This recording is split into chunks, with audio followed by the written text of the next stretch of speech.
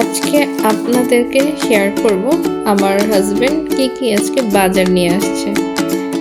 এই তো বাসায় হুইল শেষ হয়ে গেছিলো, এই জন্য একটা হুইলের প্যাকেট নিয়ে আসছে। কলা নিয়ে আসছে, যেহেতু একটু একটু গরম করতেছে আমাদের এইদিকে, তো ভাবলাম যে কলা খাওয়া যাবে, ঠান্ডা লাগবে না।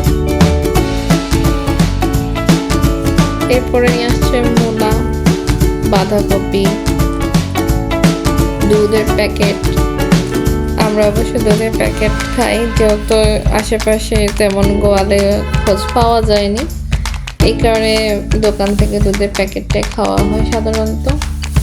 তারপরে একটা বাঁধাকপি নিয়ে আসছে আর আলু, টমেটোর চাটনি খেতে এই শীতে খুব ভালোই লাগছে, তো ভাবলাম যে একটু টমেটো নিয়ে আসলে চাটনি খাওয়া যাবে।